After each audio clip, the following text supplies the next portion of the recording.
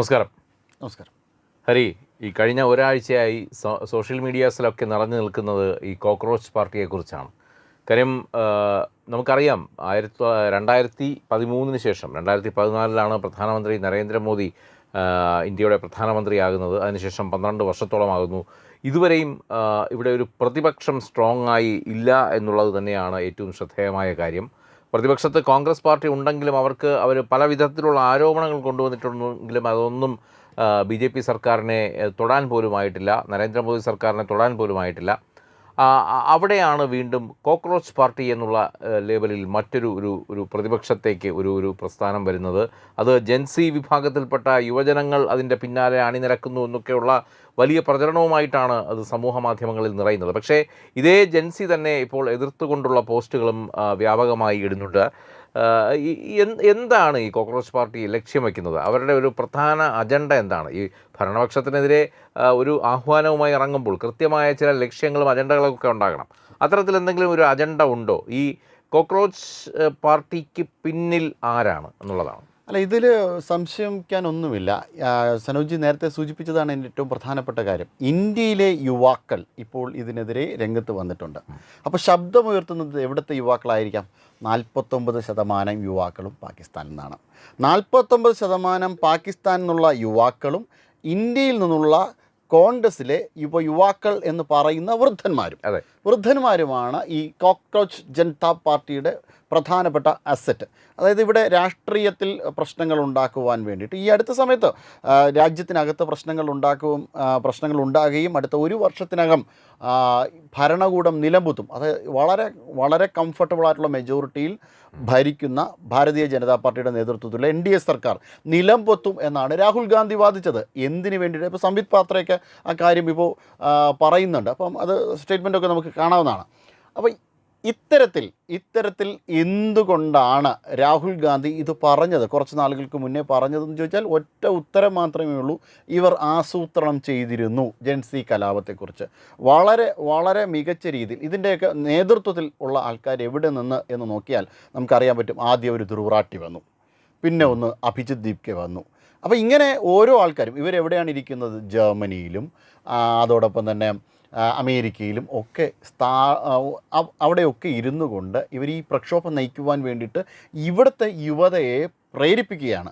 അവർ പൊതുനിരത്തിലിറങ്ങി പ്രക്ഷോഭം നടത്തിയും അവരവരുടെ വിദ്യാഭ്യാസം ഒഴിവാക്കിയും പൊതുനിരത്തിൽ ഇറങ്ങിക്കൊണ്ട് അവരുടെ ഭാവി നശിപ്പിച്ച് കഴിയുമ്പോൾ ഇവർക്കെല്ലാവർക്കും സമയമാകും, ഇവർക്കെല്ലാവർക്കും വലിയ സമാധാനമാകും. അതുകൊണ്ടാണ് അങ്ങനെ സമാധാനമാകുകയും രാജ്യം നശിക്കുകയും ചെയ്യും. അങ്ങനെ ഒരു തീരുമാനത്തിൻ്റെയോ അങ്ങനെ ഒരു പ്രേരണാശക്തിയുടെയോ ഒക്കെ പുറത്താണ് ഈ കോക്രോച്ച് ജനതാ പാർട്ടിക്ക് വേണ്ടിയിട്ട് കൂടുതൽ ഇവർ ആവേശം കൊള്ളുന്നത്. പക്ഷേ രാജ്യത്തെ യുവത ഇവർ ആലോചിച്ചതുപോലെ ഇവർ ചിന്തിക്കുന്നത് പോലെ ബുദ്ധിശൂന്യരല്ല. അവർ എതിർത്ത് പ്രതികരിക്കുന്നുണ്ട്. അവരെങ്ങനെയാണ് പ്രതികരിക്കുന്നത് എന്ന് നോക്കിയാൽ മതി. 2004 മുതൽ 2014 വരെ രാജ്യത്ത് മൻമോഹൻ സിംഗിൻ്റെ നേതൃത്വത്തിലുള്ള ഒരു ഗവൺമെൻറ് ആണല്ലോ. മൻമോഹൻ സിംഗിൻ്റെ നേതൃത്വത്തിലാണെന്ന് നമുക്ക് പറയാം. നമുക്ക് ഒരു പാവ ഗവൺമെൻറ്, അതല്ലെങ്കിൽ മൻമോഹൻ സിംഗിനെ പോലുള്ള ഒരാളെ മുന്നിൽ നിർത്തിക്കൊണ്ടുള്ള സോണിയാഗാന്ധിയുടെ ഗവൺമെൻറ് എന്ന് പറയേണ്ടി വരും. ആ ഗവൺമെൻറ് സൃഷ്ടിച്ചത് എത്ര തൊഴിലവസരങ്ങളാണ് രാജ്യത്തിൽ? 2.9 കോടി തൊഴിലവസരങ്ങൾ. എത്ര മാത്രമായിരുന്നു അന്ന് തൊഴിലില്ലായ്മ നിരക്ക് എന്ന് ഒന്ന് നോക്കിയാൽ മതി. കൃത്യമായിട്ട് നമുക്ക് മനസ്സിലാകും. അന്നും ജനതയുടെ ആവറേജ് ഏജ് 27-28 വയസ്സാണ്. യുവാക്കളാണ് ഏറ്റവും അധികമുള്ളത്. ഇവിടേക്ക് വന്നാൽ 2014 മുതൽ 2026 വരെ നമ്മുടെ നാട്ടിൽ ക്രിയേറ്റ് ചെയ്യപ്പെട്ട ജോലിയുടെ നിരക്ക് എന്ന് പറഞ്ഞാൽ 17 മുതൽ 18 കോടിയാണ്. എത്ര ഇരട്ടിയാണ് നമുക്ക് തൊഴിലവസരങ്ങൾ സൃഷ്ടിക്കപ്പെട്ടത്? മാത്രമോ, നിരവധി ആൾക്കാർക്ക് വിദ്യാഭ്യാസത്തിൻ്റെയും ബിസിനസ് കച്ചവടം ചെയ്യുവാനുമുള്ള ഓപ്പർച്യൂണിറ്റീസ് സൃഷ്ടിക്കുന്നുണ്ട്. ഓൺട്രപ്രണേഴ്സിനെ സൃഷ്ടിക്കുന്നുണ്ട്. കേവലം തൊഴിൽ ജീവനക്കാർ മാത്രമല്ല, തൊഴിൽ ദാതാക്കളായി അവരെ മാറ്റുന്നു എന്നതാണ് മറ്റൊരു പ്രത്യേകത. അതോടൊപ്പം തന്നെ നൈപുണ്യ വികസനം, സ്കിൽ ഡെവലപ്മെൻറ്റ് പോലുള്ള കാര്യങ്ങൾക്ക് എത്രമാത്രം ഫണ്ടാണ് നമ്മൾ ചെയ്യുന്നത്. ഇന്ന് ഭാരതത്തെ ലോകം നിരീക്ഷിച്ചു കൊണ്ടിരിക്കുന്ന സമയമാണ്. ഭാരതം എങ്ങനെയാണ് പുരോഗമിക്കുന്നത് എന്ന് ചിന്തിച്ചു കൊണ്ടിരിക്കുന്നത്. കോൺഗ്രസിൻ്റെ സമയത്ത് എന്തൊക്കെ വാദഗതികളാണ് ഇവർ പറഞ്ഞത്? ഡിജിറ്റൽ ട്രാൻസാക്ഷൻസിലേക്ക് നമ്മുടെ നാട് പോകും എന്ന് പറഞ്ഞപ്പോൾ, നമ്മുടെ നാട് ഡിജിറ്റൽ ട്രാൻസാക്ഷനിലേക്ക് പോകുമെന്ന് പറഞ്ഞപ്പോൾ സാധ്യമല്ല. ക്യാഷ് ബേസ്ഡ് ആയിട്ടുള്ള ട്രാൻസ്ഫർ ഇത്രയധികം നടക്കുന്ന ഒരു രാജ്യത്ത് ഇത് പോസിബിൾ അല്ല. നമ്മളിന്ന് ഏതൊക്കെ ഉപയോഗിക്കുന്നുണ്ട്? UPI ഉപയോഗിക്കുന്നുണ്ട് അല്ലേ? UPI വളരെ ഫലപ്രദമായി ഉപയോഗിക്കുന്ന രാജ്യം ഇന്ത്യയാണ്. യൂറോപ്പിനേക്കാളും അമേരിക്കയെക്കാളും കൂടുതലായി ഉപയോഗിക്കുന്ന രാജ്യം ഇന്ത്യയാണ്. എങ്ങനെയാണ് നമ്മുടെ ടാക്സ് നെറ്റിൽ വന്നിരുന്ന ഇൻകം? വളരെ കുറവ്, 4-5% ആൾക്കാർ മാത്രമായിരുന്നു നമ്മുടെ ടാക്സ് നെറ്റിൽ ഉണ്ടായിരുന്നത്. ഇന്നത് എത്രയാണ്? ഒന്ന് ചിന്തിച്ച് നോക്കിയാൽ മതി. അത്രയധികം 80-90% ആൾക്കാർക്ക് നമ്മുടെ ടാക്സ് നെറ്റിലേക്ക് അകത്തേക്ക് വരുവാൻ കഴിഞ്ഞിട്ടുണ്ടെങ്കിൽ അത്രയധികം തുക രാജ്യത്തിലെ ജനങ്ങൾക്ക് വേണ്ടി വിനിയോഗിക്കാൻ കഴിയുന്നുണ്ട് എന്നാണ് അർത്ഥം. സ്കാൻഡിനേവിയൻ രാജ്യങ്ങൾക്ക് സമാനമായ രീതിയിൽ അവരെന്തുകൊണ്ട് പുരോഗമിക്കുന്നു? അവർക്ക് എന്തുകൊണ്ട് ഇതൊക്കെ ചെയ്യുവാൻ, ജനങ്ങൾക്ക് ഉപകാരപ്രദമായ കാര്യങ്ങൾ ചെയ്യുവാൻ കഴിയുന്നു? അവരുടെ ജനസംഖ്യ കുറവാണ്, അത് മറ്റൊരു കാര്യം. എന്നാൽ മറ്റൊരു കാര്യമെന്ന്, ഏറ്റവും പ്രധാനപ്പെട്ട ഒരു കാര്യമെന്ന് പറഞ്ഞാൽ അവരുടെ ടാക്സ് നെറ്റിലേക്ക് വളരെ കൃത്യമായിട്ട് അവരുടെ ജനങ്ങൾ, പൗരന്മാർ ടാക്സ് കൊടുക്കുന്നവരായിരുന്നു, മാറിയിട്ടുണ്ട് കഴിഞ്ഞ കുറേയധികം കാലങ്ങൾ കൊണ്ട്. ഭാരതത്തിൽ എങ്ങനെയാണത് മാറ്റം വന്നത്? 2014 മുതൽ 2026 വരെയുള്ള കാലം എടുത്ത് പരിശോധിക്കുമ്പോൾ മാത്രമാണ് ഇത്തരത്തിലുള്ളൊരു വലിയ മാറ്റം സംഭവിച്ചിരിക്കുന്നത്. അതോടൊപ്പം തന്നെ എത്രയധികം ജാം ട്രിനിറ്റി പോലുള്ള വളരെ ഡയറക്റ്റ് ആയിട്ടുള്ള ക്യാഷ് ട്രാൻസ്ഫർ പോലുള്ള കാര്യങ്ങൾ. ഇവിടെ നേരത്തെ സബ്സിഡി കൊടുത്തിരുന്നു, യൂണിവേഴ്സൽ സബ്സിഡിയുടെ കുഴപ്പം എന്താണ്? പണക്കാരനും പാവപ്പെട്ടവനും ഒരേ സബ്സിഡി. പണക്കാരൻ ഓഡിയിലും ബെൻസിലും ചെന്ന് 10 ലിറ്ററും 20 ലിറ്ററും പെട്രോളും അടിച്ചിട്ട് തിരിച്ചു പോകുമ്പോൾ സാധാരണക്കാരൻ 1 ലിറ്റർ പെട്രോൾ മാത്രം അല്ലെങ്കിൽ 2 ലിറ്റർ പെട്രോൾ മാത്രം വാങ്ങിക്കും. സബ്സിഡി എത്രയായിട്ട് കുറയും? 10 രൂപയാണ് സബ്സിഡി കൊടുക്കണമെന്ന് പറഞ്ഞു കഴിഞ്ഞാൽ അവന് 20 ഇരട്ടി കൊടുക്കുമ്പോൾ ഇയാൾക്ക് കേവലം 10%, ഈ 10%-ൻ്റെ അല്ലെങ്കിൽ 20%-ൻ്റെ 20 ഇരട്ടിയാണ് പണക്കാരൻ കൊണ്ടുപോകുന്നത്, പാവപ്പെട്ടവന് വളരെ കുറച്ച്. അപ്പോൾ എന്താണ് വേണ്ടത്? നമുക്ക് ക്യാഷ് ട്രാൻസ്ഫർ ആണ് വേണ്ടത്. അങ്ങനെ രാജ്യത്തിലെ പൗരന്മാർക്ക് എന്താണ് വേണ്ടതെന്ന് കണ്ട് തിരിച്ചറിഞ്ഞ് അവരെ സഹായിച്ച ഗവൺമെൻറ്റാണ്. റോഡ് നിർമ്മാണത്തിൻ്റെ നിരക്ക് നോക്കൂ, എത്രമാത്രം നമ്മുടെ രാജ്യത്തിൽ വർധനവുണ്ടായെന്ന്. 2004 മുതൽ 2014 വരെ എത്ര രൂപയാണ് പെട്രോളിൻ്റെ വിപണിയുടെ മാത്രം ഇതിൽ കടത്തിലാക്കിയത്? രാജ്യത്തെ ഗവൺമെൻറ് അത്രമാത്രം, അതായത് 2004 മുതൽ 2014 വരെ ഈ പെട്രോൾ കമ്പനികൾക്ക്, എണ്ണ കമ്പനികൾക്ക് അങ്ങോട്ട് പൈസ കൊടുക്കുകയായിരുന്നു. അതിൻ്റെ കടം നമ്മുടെ ഇടയിൽ ഇപ്പോഴാണ് അത് കൊടുത്തു തീർത്തത്. എങ്ങനെയൊക്കെ രാജ്യത്ത് വരുത്തി. ഇനി അഴിമതിയുടെ നിരക്ക് നോക്കിക്കഴിഞ്ഞാൽ നമുക്ക് 2G സ്പെക്ട്രം മുതൽ അങ്ങനെ എണ്ണി പറയുവാൻ നിന്ന് കഴിഞ്ഞാൽ നമ്മുടെ ചർച്ച ചിലപ്പോൾ 2 ദിവസം നീണ്ടേക്കും. അത്രമാത്രമുണ്ട് അഴിമതി. ഇന്ന് ആ അഴിമതി കാണാനുണ്ടോ? ഇന്ന് രാജ്യത്തിനകത്തേക്ക് ഭീകരവാദികൾ ശരിയാണ്, ഒറ്റപ്പെട്ട ചില ഭീകരവാദാക്രമണങ്ങൾ നടന്നിട്ടുണ്ട്. അതിനെ കൃത്യമായി എണ്ണി പകരം ചോദിച്ചിട്ടുമുണ്ട്. സർജിക്കൽ സ്ട്രൈക്ക് എത്രയാണ് നടന്നത്? ഓപ്പറേഷൻ സിന്ദൂർ, വലിയ തീവ്രവാദി ആക്രമണങ്ങൾ ഉണ്ടാകാതെ അതിനെ പ്രതിരോധിക്കാൻ കഴിഞ്ഞിട്ടുണ്ടെന്നുള്ളതാണ്. അതെ, ഈ കഴിഞ്ഞ ആഴ്ചയും വലിയ ആക്രമണങ്ങളാണ് ഭാരതത്തിലുടനീളം ചില വിധ്വംസ സംഘടനകൾ അവരുടെ പ്ലാൻ ചെയ്തിരുന്നത്. പക്ഷേ നമ്മുടെ രഹസ്യാന്വേഷണ ഏജൻസികളുടെ ഒരു കോമ്പിംഗ് ഓപ്പറേഷൻ അതാണ് കൃത്യമായി അവരുടെ പ്ലാനിങ് തകർത്തെറിഞ്ഞുകൊണ്ട് ഇതിൽ ഉള്ളവരെ പിടികൂടാനും സഹായിച്ചു. അങ്ങനെ നിരവധി ഓപ്പറേഷനുകൾ നിർവീര്യമാക്കാനും നമുക്ക് കഴിഞ്ഞിട്ടുണ്ട്. അതെ, 5000-ഓളം ആൾക്കാരെ കൊണ്ട് മുംബൈ മോഡൽ ഒരു ടെററിസ്റ്റ് അറ്റാക്കിന് വേണ്ടിയിട്ട് ലഷ്കർ-ഇ-തോയ്ബ പ്ലാൻ ചെയ്തതാണ്. ആ പ്ലാൻ മൊത്തത്തിൽ പൊളിച്ചു. ഓരോ നിമിഷവും കണ്ണിൽ എണ്ണയും ഒഴിച്ച് പാകിസ്ഥാനിലേക്ക് നോക്കിയിരിക്കുകയാണ്. അതോടൊപ്പം തന്നെ ആർട്ടിക്കിൾ 370 പിൻവലിച്ചു. ഇവർ വലിയ ശബ്ദങ്ങൾ ഉണ്ടാക്കിയല്ലോ. ഇന്ന് അവിടെ എങ്ങനെയാണ് കാശ്മീർ മുന്നോട്ട് പോകുന്നതെന്ന് നോക്കിയാൽ മതി. കല്ലെറിയാൻ ഇന്ന് ആളെ കിട്ടുന്നില്ല വിഘടനവാദികൾക്ക്. അവിടുത്തെ മര്യാദയ്ക്ക് തൊഴിലെടുക്കുന്ന യുവതയുണ്ട് ഇന്ന് ജമ്മു കാശ്മീരിൽ. അവരിനി തിരിച്ചു കൊണ്ടുവരുമോ കോൺഗ്രസിൻ്റെ സർക്കാരിനെ? എങ്ങനെയെങ്കിലും അവരെ വീണ്ടും പ്രതിഷ്ഠിക്കുവാൻ തയ്യാറാകുമോ? അവരെ ഒരിടത്തും ഒരു സാധ്യതയുമില്ല.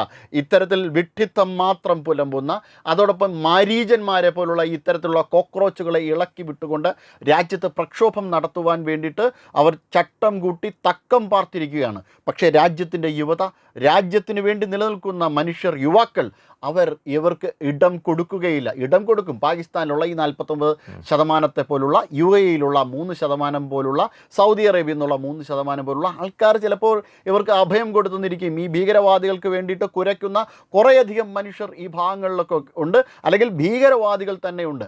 അത്തരം ഭീകരവാദികൾക്ക് പിന്നിലൊളിക്കുവാൻ വേണ്ടിയിട്ട് മാത്രമേ ഇവർക്ക് കഴിയുള്ളൂ. കഴിഞ്ഞ കുറച്ച് നാളുകളായിട്ടുള്ള രാഹുൽ ഗാന്ധിയുടെ പ്രതികരണങ്ങൾ ഒന്ന് നോക്കിയാൽ തന്നെ നമുക്ക് മനസ്സിലാകും എവിടെയാണ് പാകിസ്ഥാനിൽ ആക്രമണം നടത്തിയത്. പാകിസ്ഥാനിൽ അത്തരത്തിലുള്ള ആക്രമണമൊന്നും നടന്നിട്ടില്ല. പാകിസ്ഥാൻ വളരെയധികം ശക്തമാണ്, പാകിസ്ഥാൻ ആനയാണ്, പാകിസ്ഥാൻ താൻ ചേനയാണ് എന്നൊക്കെ പറഞ്ഞുകൊണ്ട് രാഹുൽ ഗാന്ധി നടത്തുന്ന പ്രസംഗങ്ങൾ ഈ അടുത്ത സമയത്ത് നോർവീജിയൻ മാധ്യമ പ്രവർത്തക ഫോളോ ചെയ്യുന്ന ഒരു വ്യക്തി എന്ന് പറയുന്നത് രാഹുൽ ഗാന്ധിയാണ്. നോർവേയിലുള്ള പ്രധാനപ്പെട്ട രാഷ്ട്രീയക്കാരെ പോലും ഈ ലേഡി ഹെലാലിംഗ് എന്ന് പറയുന്ന ലേഡി ഫോളോ ചെയ്യുന്നില്ല എന്നുള്ളതാണ്. അപ്പോൾ രാഹുൽ ഗാന്ധിയെ പോലുള്ള ആൾക്കാർ ഇത്തരത്തിലുള്ള ആൾക്കാരെ മനഃപൂർവ്വം തന്നെ ചട്ടം കെട്ടി ഭാരതത്തിനെ അട്ടിമറിക്കുവാൻ വേണ്ടിയിട്ട് ഭാരതത്തിനെതിരെ അവിടെയാണ് മറ്റൊരു ചില കാര്യങ്ങൾ കൂടി നമുക്ക് ചോദിച്ച് മനസ്സിലാക്കേണ്ടതായിട്ടുള്ളത്. അതായത് ഈ ഒരു രാഷ്ട്രീയ പാർട്ടി വരിക, നിലവിൽ ഉള്ള ഒരു ഭരണ പാർട്ടിയെ പ്രതിരോധിക്കുക, ഇതൊക്കെ ജനാധിപത്യ സെറ്റപ്പിൽ സാധാരണമാണ്. പക്ഷേ ഇതിന് ചില ഹിഡൻ അജണ്ടകൾ ഉണ്ട് എന്ന് പറയുന്നത് ഈ കാരണങ്ങൾ കൊണ്ട് തന്നെയാണ്. നമുക്കറിയാം, കഴിഞ്ഞ കുറേ മാസങ്ങളായി നമ്മൾ കേൾക്കുന്ന ഒരു വാക്കാണ് ഡീപ് സ്റ്റേറ്റ് എന്നുള്ളത്. അതുമാത്രമല്ല, കട്ടിംഗ് സൗത്ത് ഉൾപ്പെടെയുള്ള ചില കാര്യങ്ങൾ ഭാരതത്തിനുള്ളിൽ തന്നെ ആസൂത്രണം ചെയ്യപ്പെടുന്നു. ഇതിൻ്റെ ചരടുവലികൾ വിദേശ രാജ്യങ്ങൾ നടത്തുന്നു, പലയിടത്തുനിന്നും ഫണ്ടിങ് ഉണ്ടാകുന്നു.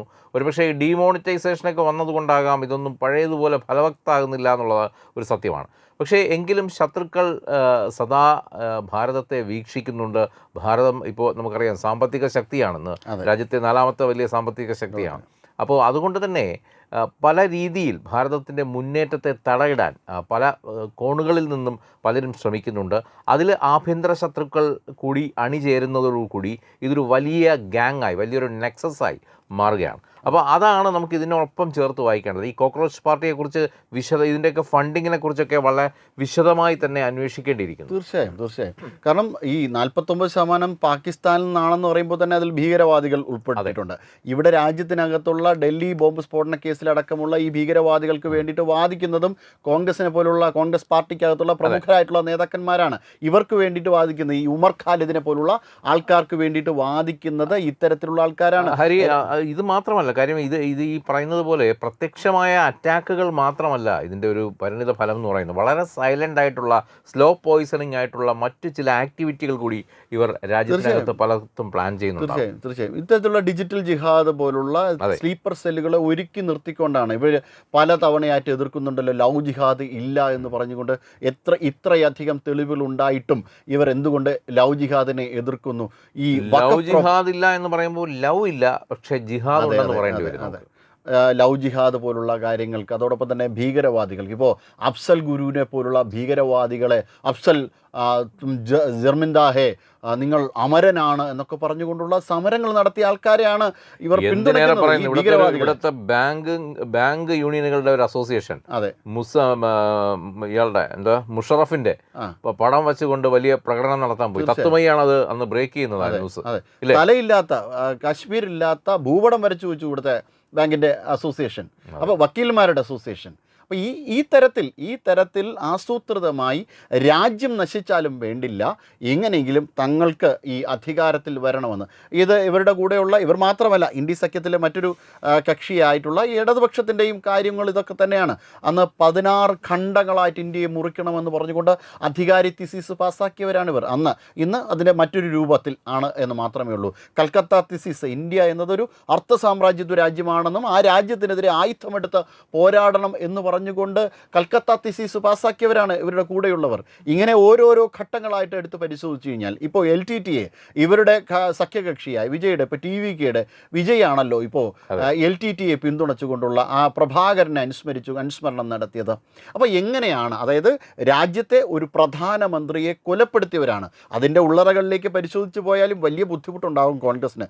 ജൻ കമ്മീഷൻ റിപ്പോർട്ടൊക്കെ നമ്മൾ എടുത്തൊന്ന് പരിശോധിച്ച് കഴിഞ്ഞാൽ ആരൊക്കെയാണ് ഇതിൽ പ്രതിയാകുന്നത് എന്ന് നമുക്ക് സങ്കല്പിക്കുവാൻ പോലും പറ്റില്ല. രാജീവ് ഗാന്ധി മരിച്ചതിന് 3 വർഷത്തിന് ശേഷവും മരിച്ചതിന് 3 വർഷത്തിന്, കൊല്ലപ്പെട്ടതിന് 3 വർഷത്തിന് പിന്നെയുള്ള ഫയലുകൾ എപ്പോഴും മിസ്സിംഗ് ആണ്. അപ്പോൾ അത്തരത്തിൽ വളരെ ആസൂത്രിതമായി രാജ്യത്തിൻ്റെ പ്രധാനമന്ത്രിയെ കൊലപ്പെടുത്തിയ, അന്ന് നരസിംഹറാവുവിൻ്റെ അടുത്ത ആളായിട്ടുള്ള ചന്ദ്രസ്വാമിയുടെ അക്കൗണ്ടിൽ നിന്ന് 80 കോടി രൂപയാണ് LTTEയുടെ അക്കൗണ്ടിലേക്ക് പോയത്. ഈ രാജീവ് ഗാന്ധി വധിക്കുന്ന ദിവസം അന്ന് ഉച്ച കഴിഞ്ഞ് ഇന്റലിജൻസ് IB ഓഫീസിൽ ഒരു കോള് ചെന്നിരുന്നു. അതിൽ ചോദിച്ചത്, നിങ്ങളുടെ പ്രധാനമന്ത്രി രാജീവ് ഗാന്ധി ഇപ്പോഴും ജീവിച്ചിരിപ്പുണ്ടോ എന്നാണ്. വളരെ നിർണായകമായൊരു കോളാണ്. അപ്പോൾ ഒരുപാട് ഈ വിട്ടുപോയ ഖണികളൊക്കെ അതിനകത്ത് പൂരിപ്പിക്കേണ്ടി വരും. പാർലമെന്റിലെ ലോഗ് ബുക്കിൽ പോലും രേഖപ്പെടുത്താതെ സന്ദർശകരെ കൊണ്ട് പ്രധാനമന്ത്രിക്ക് അടുത്തേക്ക് പോയിട്ടുണ്ട് സോണിയാഗാന്ധി. ഈ ആരോപണം ഉന്നയിച്ചത് അരുൺ നെഹ്റുവാണ്. രാജ്യത്തെ പാർലമെന്റിന്റെ സുരക്ഷാകാര്യ മന്ത്രിയായിരുന്ന അരുൺ നെഹ്റുവാണ് ഇത്തരത്തിലുള്ള ഒരു അഭിപ്രായം രേഖപ്പെടുത്തിയത്. അപ്പോൾ ഇത് വളരെ ദുരൂഹമാണ്. ഈ കോക്രോച്ച് ജനതാ പാർട്ടിയുടെയും കോൺഗ്രസിൻ്റെയും ഒക്കെ അവിശുദ്ധ സഖ്യം അത്തരത്തിൽ സംശയിക്കുന്നതിൽ യാതൊരു തരത്തിലുള്ള നമുക്ക് തെറ്റുമില്ല. കാരണം ആ തരത്തിലാണ് ഇവരുടെ അഭിപ്രായങ്ങളെല്ലാം തന്നെ പുറത്തോട്ട് വരുന്നത്. എന്തായാലും ഈ മാരീജന്മാരെ ഉടൻ തന്നെ പൂട്ടും എന്നുള്ള കാര്യത്തിൽ ശരിക്കും പറഞ്ഞാൽ ഇതിനെ മറ്റൊരു രീതിയിൽ നമ്മൾ മഹത്വവൽക്കരിച്ച് കാണേണ്ടതില്ല. കോൺഗ്രസിന് ഒരു കാര്യം കഴിയാതെ വരുമ്പോൾ അവർ കൊട്ടേഷന് വേണ്ടി ഒരു ഗുണ്ടാ സംഘത്തെ വാടകയ്ക്ക് എടുക്കുന്നു. അത്രമാത്രം കണ്ടു കഴിഞ്ഞാൽ ഇത് സിമ്പിളാണ്. പെട്ടെന്ന് ആളുകൾക്ക് മനസ്സിലാവും ഇതെന്താണ് ഇതിന് ഈ കോക്രോച്ച് പാർട്ടിയുടെ ഒരു മഹത്വം എന്നും അത് എങ്ങനെയാണ് വരുന്നതെന്നുള്ളത്. ഇതിൽ മനസ്സിലാക്കാനുള്ള ലോജിക്ക് ഇത്രയേ ഉള്ളൂ. ഇത് കോൺഗ്രസ് പാർട്ടി കൊട്ടേഷൻ എടുത്ത ഒരു ഗുണ്ടാ സംഘം. അത്രമാത്രമായി ഇതിനെ ലഘൂകരിച്ച് കണ്ടാൽ മതി. പക്ഷേ ലഘൂകരിച്ച് കാണുമ്പോഴും ഇവരുടെ ആക്ടിവിറ്റീസിൽ നിതാന്ത ജാഗ്രത ഉണ്ടാകണം. ഈ പറഞ്ഞതുപോലെ രാജ്യത്തിനെതിരെ എന്ത് രീതിയിലുള്ള വിധ്വംസക പ്രവർത്തനങ്ങളാണ് ഇവർ അണിയറയിൽ പ്ലാൻ ചെയ്യുന്നത് എന്നുള്ളത് അറിയേണ്ടിയിരിക്കുന്നു. കൂടുതൽ കാര്യങ്ങൾ. നമസ്കാരം.